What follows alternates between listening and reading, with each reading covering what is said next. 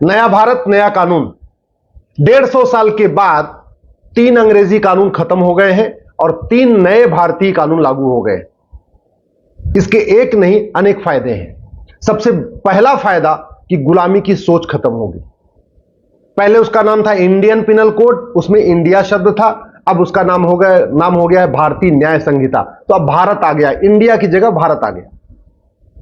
पहले वाले कानून का नाम था इंडियन एविडेंस एक्ट, नए वाले का नाम है भारतीय साक्ष्य संहिता। तो वो भी इंडिया गया, भारत आ गया। आम आदमी के लिए इसमें बहुत फायदे हैं।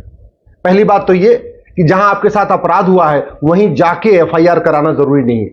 जैसे मान लीजिए आप बंगाल में थे, वहां आपके साथ कुछ मारपीट हो गई, अब वहां से आप भागे, वहां आपके पास डर के मारे इतनी हिम्मत नहीं पड़ी कि आप वहां एफआईआर करा सको। तो आप दिल्ली आ जाओ और दिल्ली में जाके एफआईआर करा दो कि बंगाल के इस थाने में इस स्थान पे आपके साथ ये हुआ है, आपकी एफआईआर रजिस्टर हो जाएगी। दूसरा फायदा, ये एफआईआर लिखने की एक टाइमलाइन फिक्स हो गई है।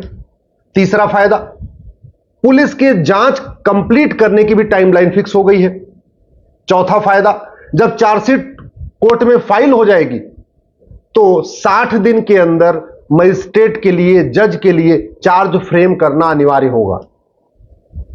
देखिए क्रिमिनल लॉ कैसे चलता है। सबसे पहले शिकायत की जाती है, शिकायत करने के बाद पुलिस उसकी देखती है कि शिकायत ठीक है या नहीं है, थोड़ा एक प्राइमा फेसी उसकी जांच करती है, फिर वो एफआईआर लिख देती है। एफआईआर के बाद जांच होती है, फिर वो चार्जशीट बनती है, वो चार्जशीट फाइल की जाती है। उसके बाद मजिस्ट्रेट उस पर सुनवाई करते हैं, एक दो सुनवाई करने के बाद चार्ज फ्रेम करते हैं। तो अब इस सभी चार के चारों प्रोसेस का टाइम फिक्स हो गया।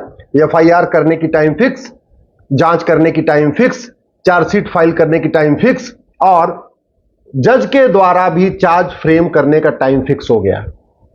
इसके अलावा जो सबसे इंपॉर्टेंट है, जब पूरी बहस पूरी हो गई तो कई बार ऐसा भी देखा जाता है, बहस पूरी हो जाती है, जज साहब जो है उस मुकदमे को 6 महीने बाद उसका फैसला सुनाते हैं। उसकी भी टाइम फिक्स हो गई है कि सुनवाई के 60 दिन के अंदर आपको मुकदमे का 45 सुनवाई कंप्लीट करने के 45 दिन के अंदर आपको फैसला सुनाना ही सुनाना है। तो आप, मुझे ऐसे लग रहा है कि इस पूरे के पूरे अगर आप इसका स्ट्रक्चर देखें तीनों कानूनों का, तो हम धीरे धीरे जस्टिस विद इन ईयर की तरफ आगे बढ़ रहे हैं। मैं ये नहीं कह रहा हूं कि ये 3 कानून लागू होते ही 1 साल के अंदर मुकदमों का फैसला शुरू हो जाएगा, लेकिन मैं ये कह रहा हूं इन तीनों कानूनों के बाद 1 साल के अंदर जो फैसला होना चाहिए उसकी तरफ हम आप आगे बढ़ चुके हैं।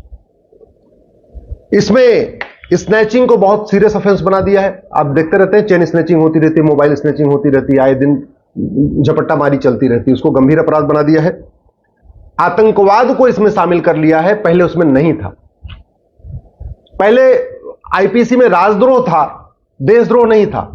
यानी शासन की बुराई करना, शासन के खिलाफ कुछ करना अपराध था, लेकिन देश के खिलाफ कुछ करना अपराध नहीं था। अब उल्टा हो गया, शासन के खिलाफ आप कुछ भी करिए कोई फर्क नहीं पड़ेगा, लेकिन अगर आपने देश के खिलाफ कुछ किया तो गंभीर अपराध माना जाएगा। तो अब राजद्रोह की जगह देशद्रोह आ गया है। अच्छी बात यह है कि अगर आप देश के बाहर बैठ के कुछ करते हैं तो भी आपको यहां घसीटा जा सकता है। आप भारत के अंदर से भारत के खिलाफ कुछ करिए या भारत के बाहर बैठ के पन्नू जैसे या खालिस्तानी तरीके कुछ करिए, तो भी आपके खिलाफ यह मुकदमा यहीं दर्ज हो जाएगा और ये जो भारतीय न्याय संहिता है उसमें इसको शामिल कर लिया गया। जो भारतीय साक्ष्य संहिता है उसमें इलेक्ट्रॉनिक एविडेंस को भी एविडेंस मान लिया गया। चूंकि जो इंडियन एविडेंस एक्ट था वो 1872 में बना था, अंग्रेजों ने बनाया था, और जब 1872 में बनाया था उस समय ना उसमें मोबाइल होता नहीं था, फोन होता नहीं था, व्हाट्सएप चैटिंग होती नहीं थी, टेलीग्राम होता नहीं था, ये सब कुछ होता नहीं था। तो इलेक्ट्रॉनिक एविडेंस को इंडियन एविडेंस एक्ट में एविडेंस नहीं माना जाता था।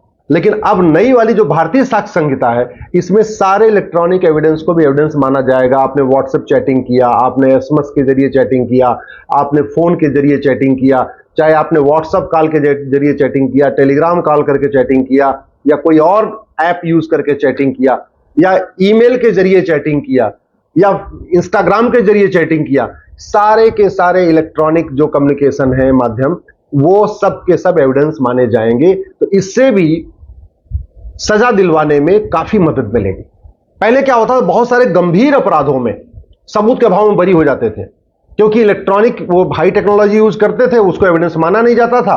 तो बहुत सारे अब नक्सली, आतंकवादी, अलगाववादी, कट्टरपंथी, जिहादी, ये सब के सब सबूत के अभाव में बरी हो जाते थे, पुलिस सबूत नहीं दे पाती थी। इलेक्ट्रॉनिक एविडेंस होता था, इसके बावजूद भी वो सबूत के अभाव में बरी होते थे, क्योंकि इलेक्ट्रॉनिक एविडेंस को एविडेंस माना नहीं जाता था। अब क्या होगा, इलेक्ट्रॉनिक एविडेंस को एविडेंस माना जाएगा। इसलिए मेरा यह मानना है कि जो अब सजा का रेट डबल हो जाएगा। पहले कुछ राज्यों में सजा 10% होती थी, यानी अगर 100 एफआईआर होता था तो केवल 10 लोगों को सजा होती थी, 90 लोग बाइज्जत बरी हो जाते थे। कुछ राज्यों में ऐसा भी है कि 100 एफआईआर होता है तो 50 लोगों को सजा होती है, 50 लोग बरी हो जाते हैं।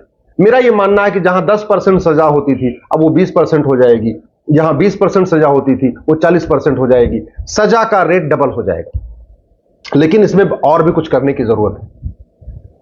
जो 3 नए कानून आए हैं, इसमें झूठ बोलने को गंभीर अपराध घोषित नहीं किया गया है, झूठी शिकायत को गंभीर अपराध घोषित नहीं किया गया है, झूठी गवाही को गंभीर अपराध घोषित नहीं किया गया है, झूठे हलफनामा को गंभीर अपराध घोषित नहीं किया गया।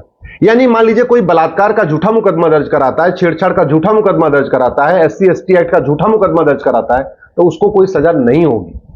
तो जो मिसयूज है वो चलता रहेगा।